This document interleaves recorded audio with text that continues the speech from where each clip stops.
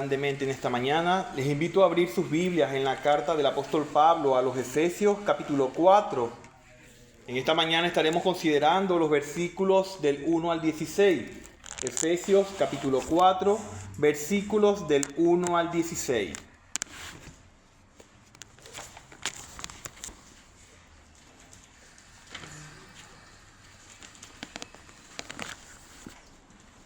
Efesios 4, del 1 al 16. Dice así la palabra del Señor.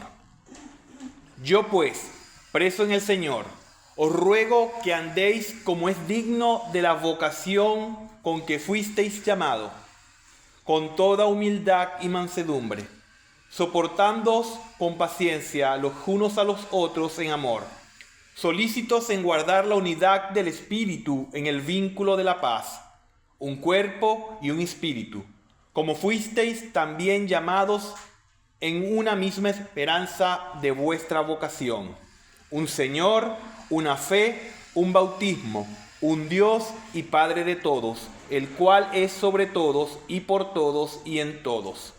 Pero a cada uno de nosotros fue dada la gracia conforme a la medida del don de Cristo, por lo cual dice, subiendo a lo alto, llevó cautiva la cautividad y dio dones a los hombres. Y eso de que subió, ¿qué es? Sino que también había descendido primero a las partes más bajas de la tierra. El que descendió es el mismo que también subió por encima de todos los cielos para llenarlo todo. Y él mismo constituyó a unos apóstoles, a otros profetas, a otros evangelistas, a otros pastores y maestros, a fin de perfeccionar a los santos para la obra del ministerio, para la edificación del cuerpo de Cristo, hasta que todos lleguemos a la unidad de la fe y del conocimiento del Hijo de Dios, a un varón perfecto, a la medida de la Escritura de la plenitud de Cristo, para que ya no seamos niños fluctuantes, llevados por doquiera de todo viento de doctrina, por estratagema de hombres que para engañar emplean con astucia las artimañas del error, sino que siguiendo la verdad que en amor crezcamos en todo en aquel que es la cabeza, esto es Cristo, de quien todo el cuerpo bien concertado y unido entre sí por todas las coyunturas que se ayudan mutuamente según la actividad propia de cada miembro, recibe su crecimiento para ir edificándose en amor. He titulado el mensaje de esta mañana, ¿cómo preservar la unidad de la iglesia? ¿Cómo preservar la unidad de la iglesia? El mensaje de hoy es bastante relevante para nosotros, pues vivimos en un mundo profundamente dividido. Las diferencias políticas separan familias, las diferencias culturales levantan barreras entre pueblos, los intereses personales destruyen amistades, el orgullo rompe matrimonios y lamentablemente esas mismas actitudes muchas veces intentan abrirse paso también dentro de la iglesia del Señor. Por eso, no debería sorprendernos que uno de los grandes énfasis de todo el Nuevo Testamento sea precisamente la unidad del pueblo de Dios.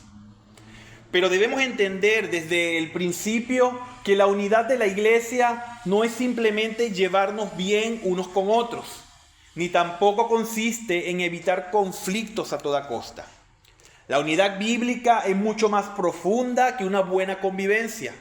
Es una realidad espiritual creada por Dios mismo mediante la obra redentora de Jesucristo, el cual derribó el muro de separación entre judíos y gentiles para formar un solo pueblo, una sola familia y un solo templo espiritual donde Él habita por su Espíritu.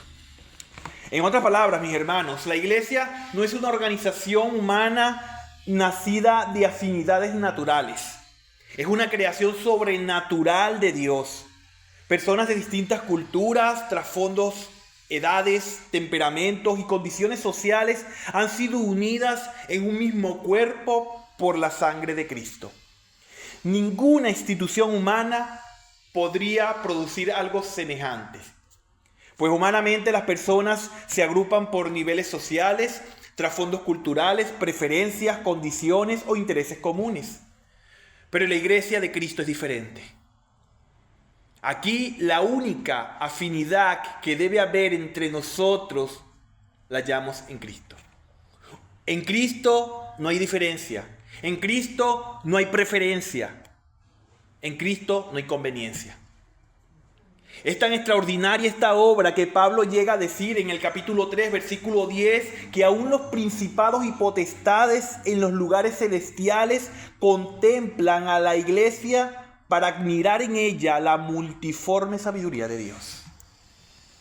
La iglesia es, por así decirlo, el escaparate donde Dios exhibe el poder transformador de su evangelio delante del universo eterno. Pero al llegar al capítulo 4 encontramos un cambio importante. Después de mostrarnos todo lo que Dios hizo por nosotros, Pablo comienza a enseñarnos cómo debemos vivir a la luz de esa maravillosa obra. La ortodoxia de Pablo da paso a la ortopraxis. La posición conduce a la práctica. Las bendiciones recibidas producen responsabilidades.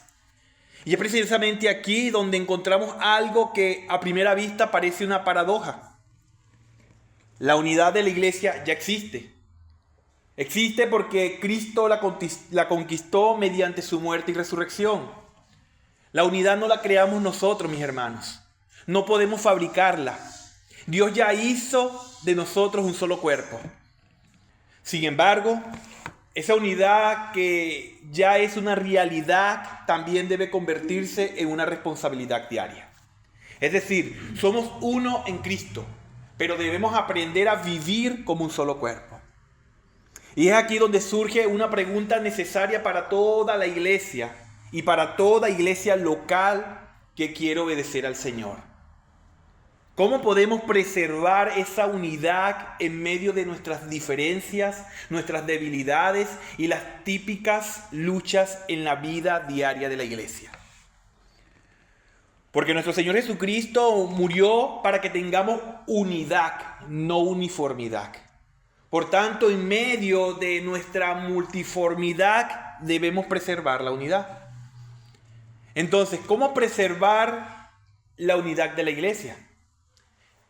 Esa es precisamente la pregunta que nos responderá el pasaje en el que estaremos el día de hoy, por medio del cual veremos tres cosas que debemos tener presente para preservar la unidad de la iglesia. Lo primero que vemos y debemos tener presente para preservar la unidad de la iglesia es, número 1, reflejar un carácter digno. Reflejar un carácter digno. Al comenzar el capítulo 4 de esta carta, Pablo hace una transición que conecta todo lo que viene a continuación con todo lo que ya ha dicho anteriormente. Por eso inicia diciendo en el versículo 1, yo pues. En otras palabras, Pablo está diciendo, a la luz de todo lo que Dios ha hecho por ustedes, ahora les corresponde vivir de una manera coherente con esa gracia que han recibido. Y esto, mis hermanos, es un principio que encontramos en toda la Escritura. Dios primero obra y luego llama a su pueblo a responder. Primero redime y después demanda obediencia. Primero concede la gracia y luego llama a vivir conforme a ella. La obediencia nunca es el medio para alcanzar la salvación. Es la evidencia de haber sido alcanzados por ella. Por eso Pablo dice, yo pues, preso en el Señor, os ruego que andéis como es digno de la vocación con que fuisteis llamados. Es interesante notar que a pesar de la autoridad apostólica que Pablo poseía, no dice les ordeno, sino que utiliza un lenguaje de súplica pastoral. Él ruega porque comprende que la unidad de la iglesia no es un asunto secundario, es un asunto que toca directamente el corazón del Evangelio. Y algo a tener presente es que mientras hace ese ruego, vuelve a recordarnos que está preso en el Señor. Pues fíjense que Pablo escribe estas palabras desde una prisión romana. Humanamente hablando, es prisionero del César, pero espiritualmente sabe que está bajo el gobierno de Cristo. No se considera víctima de Roma, sino un siervo del Señor. Hermanos, el hombre que llama a la iglesia a vivir dignamente es el mismo que está sufriendo por mantenerse fiel al evangelio que predica. Su vida respalda sus palabras. Antes de pedir sacrificio a otros, Él mismo ha sacrificado su libertad por amor a Cristo. Por ello, esa exhortación que hace tiene aún mayor relevancia, pues dice: andad como es digno de la vocación con que fuisteis llamados. En otras palabras, nos está exhortando a vivir de una manera que corresponda, que armonice, que esté a la altura de aquello que hemos recibido.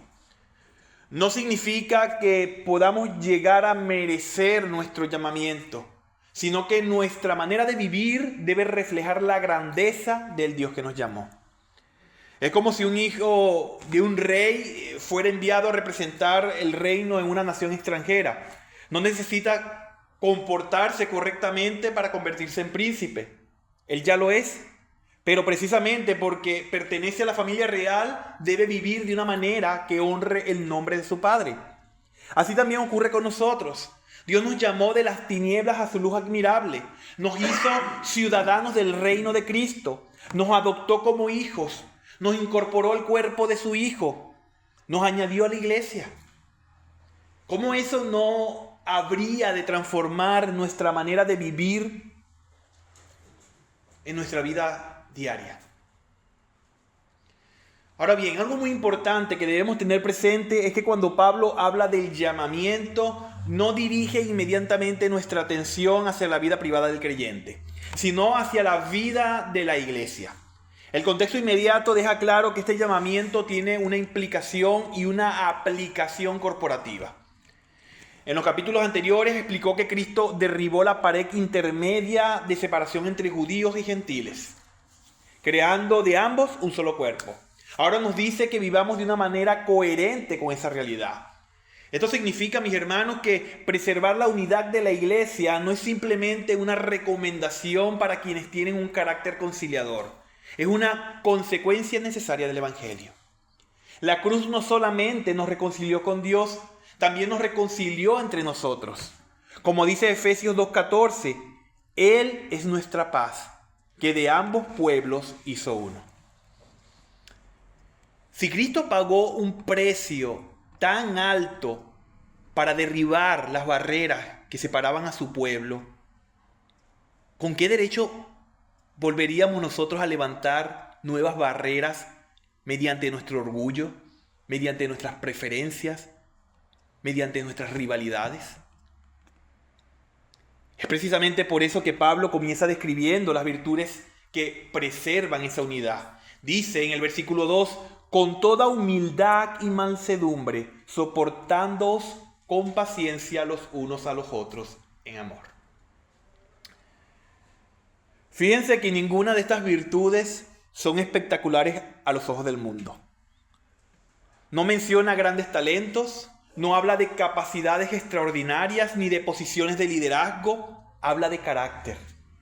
Porque la unidad nunca se sostiene únicamente por estructuras, siempre se sostiene por corazones transformados. Por ello, la primera virtud consecuente con el carácter digno que debemos reflejar es la humildad. Y esto, mis hermanos, habría sido contracultural en el mundo grecorromano. En aquella cultura la humildad no era considerada una virtud, sino una debilidad propia de los esclavos. El hombre honorable era orgulloso, era autosuficiente y buscaba constantemente su propia gloria. Pero el Evangelio invirtió completamente esa escala de valores. Porque el mayor ejemplo de humildad no lo encontramos en un hombre cualquiera, sino en el propio Señor Jesucristo. Por ello Pablo les recuerda a los filipenses que Cristo, siendo en forma de Dios, se despojó a sí mismo, tomando forma de siervo y humillándose hasta la muerte de cruz. Y recordemos, mis hermanos, que la humildad cristiana no consiste en pensar mal de nosotros mismos. Consiste en pensar correctamente acerca de nosotros delante de Dios. Es reconocer que todo cuanto somos y todo cuanto tenemos proviene exclusivamente de su gracia. Y cuando comprendemos eso, desaparece toda razón para sentirnos superiores a nuestros hermanos. Por otra parte, la segunda virtud consecuente con el carácter digno que debemos reflejar es la mansedumbre, el cual es poder bajo control. Es el dominio de una persona que, pudiendo imponer su voluntad, decide no hacerlo. Y otra vez podemos ver como ejemplo supremo a Cristo cuando compareció delante de los acusadores.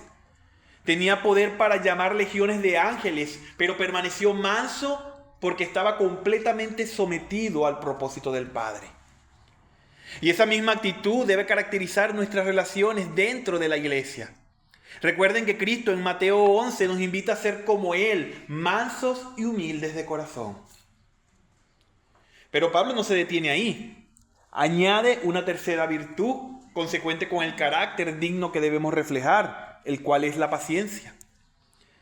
Y fíjense que la palabra utilizada para paciencia transmite la idea de soportar durante mucho tiempo sin responder con ira.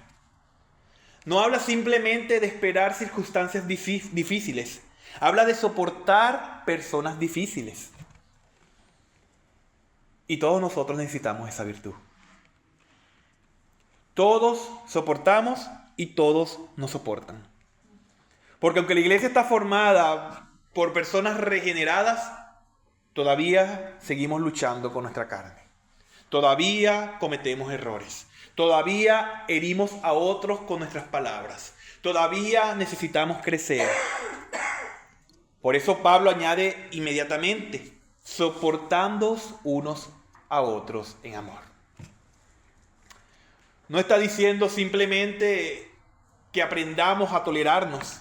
El verbo tiene la idea de sostener con paciencia la debilidad de otro. No porque ignoremos el pecado, no. Pues en la iglesia el pecado debe ser tratado como tal. La disciplina debe ejercerse.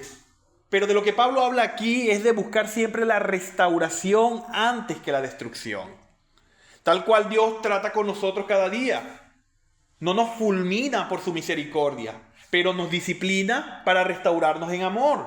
Y esa restauración nos lleva a la paz. Y hay que ser sinceros, mis hermanos, reflejar ese carácter no es nada fácil. Por eso se nos dice en el pasaje que nos esforcemos en guardar la unidad del Espíritu en el vínculo de la paz. Ahora bien, Pablo nos está recordando nuevamente que la unidad ya existe, que fue producida por el Espíritu Santo cuando nos unió a Cristo y nos incorporó a su cuerpo, que nuestra responsabilidad consiste en preservarla. Es como un padre que entrega a su hijo un tesoro familiar. Los hijos no fabricaron el tesoro, lo recibieron, pero ahora deben cuidarlo diligentemente. Eso mismo ocurre en la iglesia. Y Pablo dice que debemos hacerlo con diligencia. Pues la palabra traducida como solícitos implica esfuerzo, implica prontitud, dedicación constante. La unidad no se conserva automáticamente, mis hermanos. Requiere vigilancia espiritual, requiere morir diariamente al orgullo, requiere perdonar con rapidez, requiere hablar con verdad y amor, requiere colocar los intereses del cuerpo por encima de nuestras preferencias personales. ¿Cuánto necesita la iglesia del siglo XXI escuchar esta exhortación en nuestros días? Vivimos en una cultura que alimenta el individualismo. Cada persona defiende sus opiniones, cada uno exige sus derechos, cada uno quiere que todo se haga conforme a sus preferencias. Pero la iglesia, mis hermanos, no funciona bajo la lógica del mundo. Aquí el modelo es Cristo. Aquí la grandeza se mide por el servicio. Aquí la autoridad se expresa mediante el amor. Aquí la unidad vale mucho más que las preferencias personales. Por eso debemos preguntarnos constantemente con honestidad delante del Señor: ¿estoy contribuyendo a preservar la unidad de esta iglesia? ¿O con mis palabras, mis actitudes, mi orgullo, la estoy debilitando? ¿Soy una persona fácil de reconciliar o difícil de tratar? ¿Promuevo la paz o alimento los conflictos? ¿Busco servir o ser servido?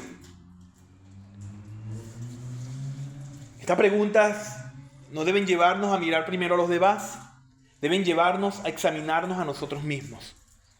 Porque la unidad de la iglesia comienza en el corazón de cada creyente. En el corazón de cada creyente que decide caminar de una manera digna del evangelio que ha recibido. Ahora bien, este llamado no puede sostenerse únicamente sobre nuestras emociones o nuestra buena voluntad. Si hemos de preservar la unidad de manera duradera, necesitamos recordar que existe una base mucho más profunda que nuestro carácter. Existe una verdad objetiva que nos une a todos los creyentes.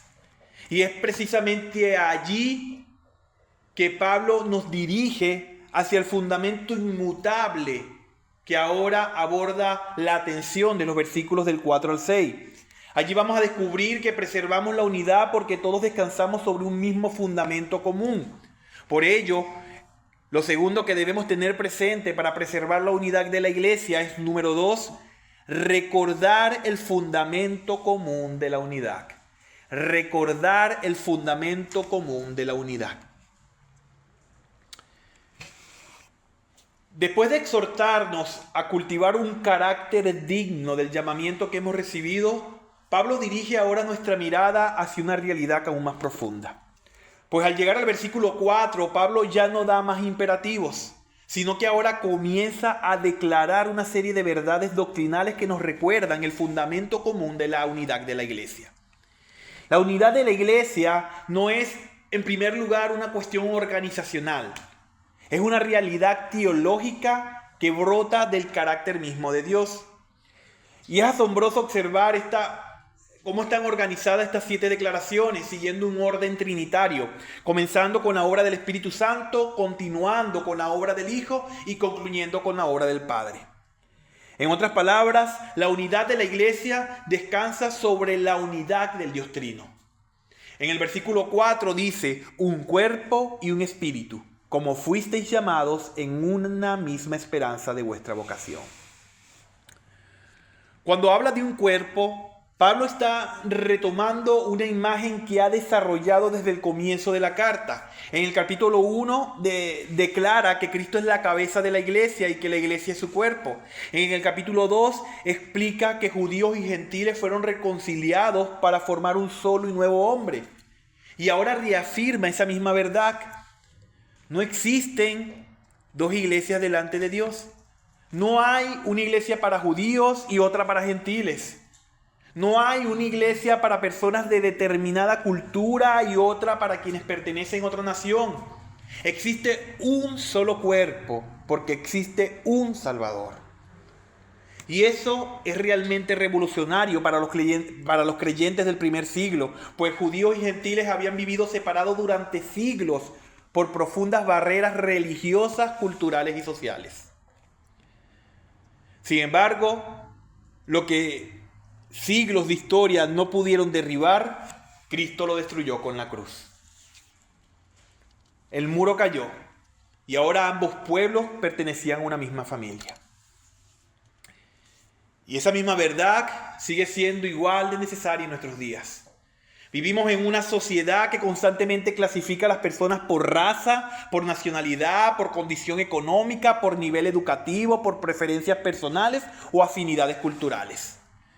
Cuando formamos parte de la iglesia, todas esas diferencias dejan de definir nuestra identidad principal. Nuestra identidad suprema es que pertenecemos a Cristo, pues somos un solo cuerpo. Por otra parte, al añadir un espíritu, nos dice que no solamente pertenecemos al mismo cuerpo, sino que todos hemos sido vivificados por el mismo Espíritu Santo. Es el Espíritu quien nos convenció de pecado, quien nos regeneró, quien habita en cada creyente y quien produce su fruto en nuestras vidas.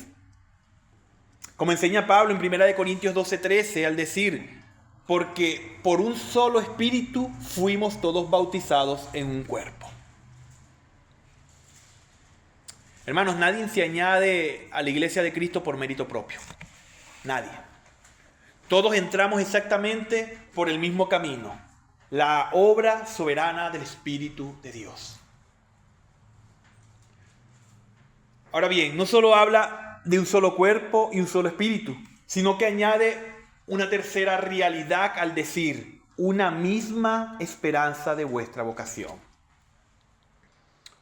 La realidad es que todo creyente camina hacia el mismo destino. Nuestra esperanza no descansa en este mundo. Esperamos la venida gloriosa de Cristo. Esperamos la resurrección del cuerpo. Esperamos los nuevos cielos y la nueva tierra donde mora la justicia. En otras palabras, compartimos el mismo origen espiritual, pertenecemos al mismo cuerpo y caminamos hacia la misma gloria futura. Por otra parte, en el versículo 5, el enfoque se desplaza hacia la persona del Hijo, cuando dice un Señor, una fe, un bautismo. En primer lugar, el único Señor es Jesucristo. Él es la cabeza de la iglesia. No existen múltiples autoridades supremas dentro del pueblo de Dios. La iglesia no gira alrededor de un pastor, no gira alrededor de una denominación ni de una tradición. La iglesia pertenece únicamente a Cristo. Tal como confesaba la iglesia primitiva cuando decía Jesucristo es el Señor. Y precisamente esa confesión lo distinguía del mundo. Mientras Roma decía César es el Señor, los creyentes proclamaban Cristo es el Señor. Porque comprendían que la verdadera unidad solo puede edificarse cuando todos nos sometemos al mismo Rey. Por otra parte, al mencionar una fe, Pablo está hablando del contenido objetivo de aquello que creemos. Es decir, existe un solo evangelio. No hay múltiples caminos hacia Dios. No existen diferentes evangelios igualmente válidos. Como escribió Pablo a los Gálatas, si alguien predica un evangelio diferente, sea anatema. La iglesia permanece unida porque descansa sobre una misma verdad revelada. Y esto es fundamental, mis hermanos, porque vivimos en una cultura que apunta al ecumenismo, donde muchas veces por mantener la supuesta unidad se minimiza la verdad. Se piensa que para mantener la paz y buscar la unidad debemos sacrificar la verdad del evangelio, cuando es todo lo contrario. La verdadera unidad solo puede sostenerse sobre la verdad inequívoca del evangelio de Jesucristo. La iglesia permanece unida porque todos confesamos al mismo Cristo, creemos el mismo evangelio y adoramos al mismo Señor. Por otra parte, cuando el pasaje menciona un bautismo, apunta a esa identificación pública mediante la cual el creyente confiesa su unión con Cristo y con su pueblo, declarando públicamente que ahora pertenece al mismo Señor y forma parte del mismo cuerpo. De tal manera, mis hermanos, que nos recuerda que ninguno vive para sí mismo, que todos hemos sido incorporados al pueblo del nuevo pacto. Ahora, para completar el fundamento trinitario que pone Pablo en esta fracción de la carta, en el versículo 6 vemos cómo el pasaje eleva nuestra mirada hacia el Padre, al decir, un Dios y Padre de todos, el cual es sobre todos y por todos y en todos. Toda la unidad cristiana encuentra su fundamento último en el carácter del Dios mismo. No adoramos dioses diferentes. No pertenecemos a diferentes padres espirituales. Tenemos un solo Padre Celestial. Él gobierna soberanamente sobre todos. Actúa poderosamente por medio de todos. Y mora poderosamente en todos sus hijos. Pablo está describiendo aquí la absoluta soberanía, la constante providencia y la íntima presencia de Dios con su pueblo. Y al hacerlo nos recuerda algo profundamente consolador, mis hermanos, y es que la iglesia no permanece unida porque todos tengamos el mismo temperamento, ni porque pensemos exactamente igual en cada asunto secundario, ni porque nunca existan diferencias. La iglesia permanece unida porque el Dios Trino sostiene soberanamente esa unidad. Él la diseñó, Él la compró mediante la sangre de su Hijo, Él la aplica mediante su Espíritu y Él la preserva hasta el día de Jesucristo. Mis hermanos, todo esto debería transformar nuestra manera en que vemos a la iglesia de Cristo. Porque cuando miramos únicamente las diferencias humanas, encontramos muchas razones para dividirnos. Pero cuando levantamos la vista y contemplamos todo lo que compartimos en Cristo, descubrimos que tenemos infinitamente más cosas que nos unen que aquellas que podrían separarnos. Así que cuando se presenten diferencias, que se van a presentar, porque no somos perfectos, recordemos que tenemos el mismo Salvador, el mismo Espíritu, el mismo Padre, el mismo Evangelio, la misma esperanza, la misma familia y la misma herencia eterna. Es por ello que a veces cuesta creer cómo aquellas preferencias personales, diferencias de personalidad o asuntos secundarios destruyen aquello que Dios edificó con la sangre de su propio Hijo. Cada vez que alguien promueve divisiones innecesarias en la iglesia, olvida lo costosa que fue esa unidad. La iglesia fue comprada con la sangre de Cristo. Por eso debemos ser cuidadosos con nuestras palabras, con nuestras actitudes, con nuestros juicios. No todo desacuerdo justifica una ruptura. No toda diferencia merece una división.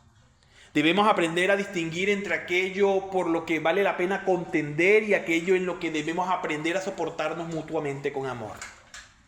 Es importante tenerlo presente.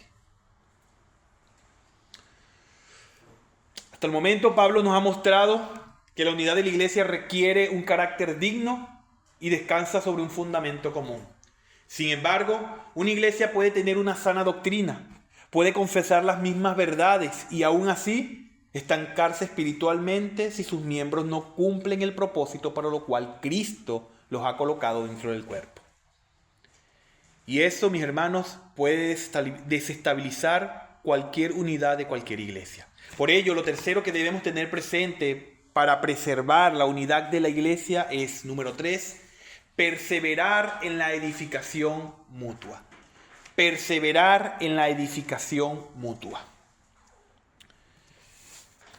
En los versículos del 7 al 16, Pablo cambia ligeramente el énfasis. Hasta aquí ha hablado de aquello que todos compartimos en común. Ahora comienza a hablar de aquello que nos hace diferentes. Pero resulta sorprendente que lejos de presentar la diversidad como una amenaza para la unidad, Pablo la presenta como uno de los principales instrumentos que Dios usa para preservarla. Lo cual contradice la manera en que el mundo suele pensar. En nuestra sociedad se asume que la diversidad inevitablemente produce división. Se piensa que cuanto más diferentes son las personas, más difícil será convivir. Pero en la iglesia sucede exactamente lo contrario. La diversidad, cuando está gobernada por Cristo, fortalece la unidad. Dice el versículo 7, pero a cada uno de nosotros fue dada la gracia conforme a la medida del don de Cristo. La expresión pero no introduce una contradicción con lo anterior, sino un complemento indispensable. Después de afirmar que existe un solo cuerpo, un solo espíritu, una sola esperanza, un solo Señor, una sola fe, un solo bautismo y un solo Dios y Padre, Pablo añade ahora que ese mismo Cristo que hizo uno al pueblo de Dios, también repartió dones diferentes a cada creyente. Dice, a cada uno de nosotros. No dice a algunos, ni a los más maduros, ni únicamente a los líderes. Cada creyente, sin excepción, ha recibido gracia para servir. Aquí la palabra gracia no está enfatizando la gracia salvadora, sino la gracia capacitadora. Es la capacidad espiritual que Cristo concede soberanamente para beneficiar a su iglesia. Esto significa, mis hermanos, que ningún creyente llega vacío al cuerpo de Cristo. Todos hemos recibido algo. Algunos servirán enseñando, otros exhortando, otros consolando, otros administrando, otros mostrando misericordia, quizás otros evangelizando, o otros sirviendo discretamente donde nadie los ve. Las funciones cambian, pero el propósito es el mismo, la edificación del cuerpo de Cristo. Y eso, mis hermanos, nos ayuda a eliminar dos errores muy comunes que se pueden alojar en nuestro corazón. El primero es pensar que alguien no es útil en la obra. El segundo es pensar que alguien es indispensable en la obra. Y el Evangelio destruye ambos extremos. Nadie es insignificante porque Cristo repartió dones a cada uno, pero nadie es indispensable porque el cuerpo necesita de todos. Pablo desarrolla esta verdad ampliamente en 1 Corintios 12 cuando compara a la iglesia con un cuerpo humano. El ojo no puede decir a la mano no te necesito, ni la cabeza puede decir a los pies no tengo necesidad de vosotros. Dios distribuyó cada miembro exactamente donde quiso para que el cuerpo funcionara armoniosamente. La unidad bíblica nunca consiste en uniformidad. Cristo nunca quiso fabricar una iglesia donde todos fueran iguales. Él creó un cuerpo donde cada miembro aporta algo distinto para el bien de todos. Y esa diversidad tiene un origen glorioso. Por eso Pablo cita el Salmo 68 cuando dice: Cristo ascendió a lo alto y dio dones a los hombres. En el Antiguo Testamento el Salmo describe al rey victorioso que regresa después de conquistar a sus enemigos. Pablo aplica esa imagen a Cristo después de su muerte, resurrección y ascensión. Nuestro Señor entró victorioso a la gloria, habiendo derrotado definitivamente el pecado, a Satanás y la muerte. Y como rey vencedor distribuye dones entre su pueblo. Por eso no podemos confundir dones con talento. Los dones espirituales no nacen del talento humano, no proceden de la personalidad, no dependen de la educación ni de la preparación. Son regalos del Rey exaltado. Cada capacidad espiritual que existe dentro de la iglesia es un trofeo de la victoria de Cristo sobre la cruz. Por tanto, cuando un creyente utiliza fielmente el don que Dios le dio, Cristo mismo está manifestando su victoria por medio de ese creyente. Sigue diciendo el pasaje que Cristo a unos constituyó apóstoles, a otros profetas, a otros evangelistas y a otros pastores y maestros. Los apóstoles y profetas tuvieron una función fundacional. Ya Pablo había dicho en Efesios 2:20 que la iglesia fue edificada sobre el fundamento de los apóstoles y profetas. Una vez colocado el fundamento doctrinal mediante la revelación inspirada que hoy poseemos en las Escrituras, ese ministerio fundacional quedó completo. Es decir, ya no hay apóstoles, ya no hay profetas, aunque muchos hoy quieren llamarse apóstoles y profetas. Por su parte, los evangelistas son los que anuncian el evangelio para que nuevos creyentes sean añadidos al cuerpo. Y los pastores maestros son los que alimentan continuamente al rebaño mediante la exposición fiel de la palabra. Pero aquí debemos tener cuidado de no perder la vista del énfasis del pasaje. El propósito principal no es describir los cargos eclesiásticos. El propósito es mostrar que Cristo sigue cuidando activamente de su iglesia mediante hombres llamados para servirla con su palabra. ¿Y cuál es el propósito? Bueno, eso lo vemos en el versículo 12 que dice: a fin de capacitar a los santos para la obra del ministerio, para la edificación del cuerpo de Cristo. Durante siglos, muchas personas interpretaron y entendieron que el ministerio pertenece únicamente a los pastores. Pero Pablo dice exactamente lo contrario. Los líderes no existen para ellos hacer todo en el ministerio. Existen para preparar a toda la iglesia para el ministerio. La palabra capacitar significa equipar, restaurar, preparar para el servicio. Así como un entrenador prepara a sus jugadores para salir al campo, así Cristo utiliza la predicación y la enseñanza para preparar a cada creyente para servir. Hermanos, el ministerio nunca fue diseñado para unos pocos. Toda la iglesia ministra, toda la iglesia sirve, toda la iglesia participa. Eso debe cambiar nuestra manera de pensar acerca de la congregación. Muchos llegan el domingo preguntándose: ¿qué voy a recibir hoy? Pero la pregunta que debe hacer un creyente es: ¿cómo puedo servir hoy al cuerpo de Cristo? Hermano, la iglesia nunca fue diseñada para producir espectadores. Fue diseñada para formar servidores. Y doy gracias a Dios por cada uno de ustedes, porque ese deseo de servir, ese deseo por amor a la obra, debemos mantenerlo. Debemos mantener ese mismo espíritu y potenciarlo con el carácter de Cristo, para que todo aquel que se añada pueda también ser motivado. Pues cada creyente debe preguntarse delante del Señor: ¿estoy utilizando el don que Cristo me dio para fortalecer a su iglesia? ¿O estoy viviendo como un miembro que espera recibir constantemente mientras otros trabajan? Hermanos, una iglesia fuerte, una iglesia sana, no depende únicamente de un púlpito fuerte y de una predicación sana. depende de todos los creyentes ejerciendo fielmente sus dones unos hacia otros, buscando los resultados que describe el versículo 13. Y fíjense nuevamente que la meta no es simplemente tener más actividades, no es simplemente tener muchas actividades. La meta es parecerse más a Cristo. La verdadera madurez no consiste en acumular información bíblica, consiste en reflejar progresivamente el carácter del Hijo de Dios. Y cuanto más madura es una iglesia, más unida permanece. Es por ello que Pablo muestra un contraste al decir, para que ya no seamos niños fluctuantes. La inmadurez doctrinal, mis hermanos, vuelve a la iglesia vulnerable. Los creyentes inmaduros son fácilmente arrastrados por cualquier nueva enseñanza. Hoy siguen al predicador de moda, mañana abrazan una nueva corriente, pasado mañana otra más. No tienen estabilidad, no tienen discernimiento. Por eso una iglesia alimentada continuamente con la verdad bíblica permanece firme frente al error.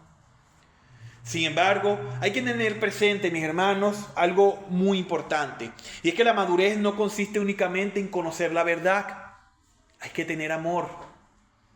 Por eso el versículo 15 dice que para crecer y parecernos en todo a Cristo debemos seguir, debemos hablar, debemos profesar y proclamar la verdad en amor. Pues como se los he dicho antes, la verdad sin amor produce legalismo y el amor sin verdad produce libertinaje. Cristo une ambas cosas. La iglesia debe amar profundamente la verdad, pero también debe comunicar esa verdad con un corazón lleno de amor. Pues mientras la verdad protege, corrige y confronta, el amor restaura, sostiene y sana. Cuando ambas verdades permanecen unidas, la iglesia crece saludablemente. Y eso debemos, con la ayuda del Señor, mis hermanos, mantenerlo. Mantenerlo en el contexto de la iglesia local. Debemos procurar, con la ayuda del Señor, mantenernos en verdad y en amor.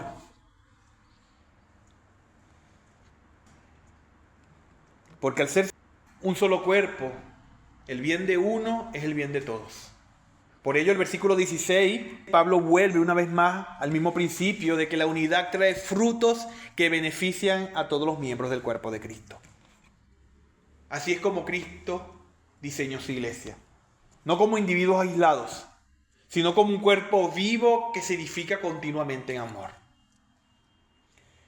Hermanos, ¿qué diferencia haría en las iglesias, en muchas iglesias locales, si recordaran estas verdades?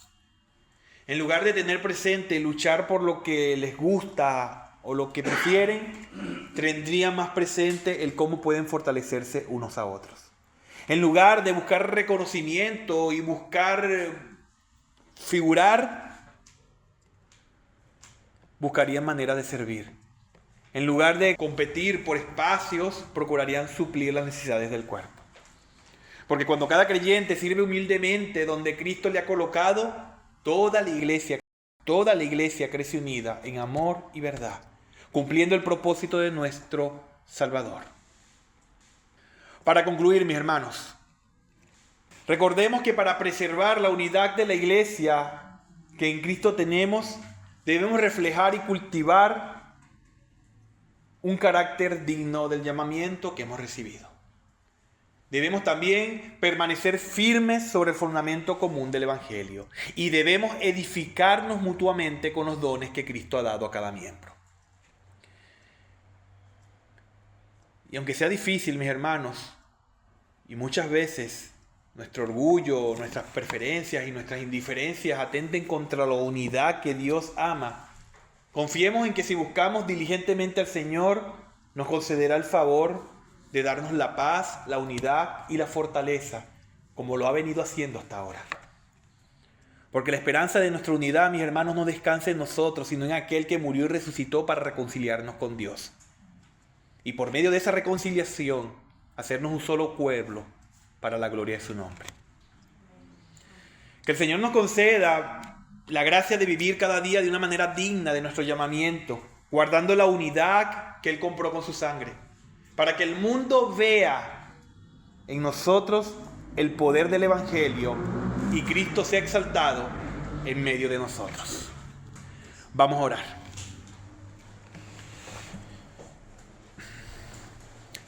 Padre Santo, te damos gracias, mi Dios bendito, por tu palabra. Gracias, Señor, porque nos permites por medio de ella, Señor, recordar las cosas fundamentales que necesitamos para seguir avanzando para gloria de tu nombre. Te pedimos, mi Dios bendito, que seas tú con nosotros, ayudándonos y fortaleciéndonos, Señor. Permitiendo, Señor, que estas verdades sean abrazadas en nuestro corazón, que las mantengamos, Señor, de tal manera que podamos ponerla en práctica, Señor, y que llegado el momento, Señor, podamos actuar conforme a tu carácter. Ayúdanos, Señor, por medio de tu Santo Espíritu, a que nuestro corazón, Señor, se desborde de humildad, de mansedumbre, de paz, de reverencia, Señor. Ayúdanos, Señor, a mantenernos firmes en tus verdades, Señor. Pero que esas verdades, Señor, nos lleven a la transformación, Señor, de nuestro carácter, de nuestra manera de pensar, de nuestra manera de actuar. Incluso, Señor, de nuestra manera de amar. Ayúdanos, Padre Santo, a que podamos amar de tal manera que otros puedan conocerte y puedan ver en nosotros, Señor, el amor de Cristo. Te pido, mi Dios bendito, que seas tú transformando nuestros corazones, ayudándonos a permanecer firmes, unidos, Señor, para tu gloria. Ayúdanos, Señor, que en esos momentos difíciles, Señor, donde la tentación, donde el orgullo, donde nuestras debilidades y torpezas, Señor, quieran desestabilizar la unidad que tú nos diste en Cristo Jesús, podamos reconocerlo, podamos transformar nuestro carácter, Señor, y rendirnos humildemente a tu voluntad, de tal manera que podamos guardar la paz para tu gloria. Te pido, mi Dios bendito, que nos sigas transformando, que nos sigas ayudando, que nos sigas dirigiendo y que seas tú con nosotros en cada cosa que hacemos, para que de esta manera tú puedas ser glorificado en medio de tu pueblo. Te lo pedimos en el nombre sagrado de tu Hijo Jesús. Amén.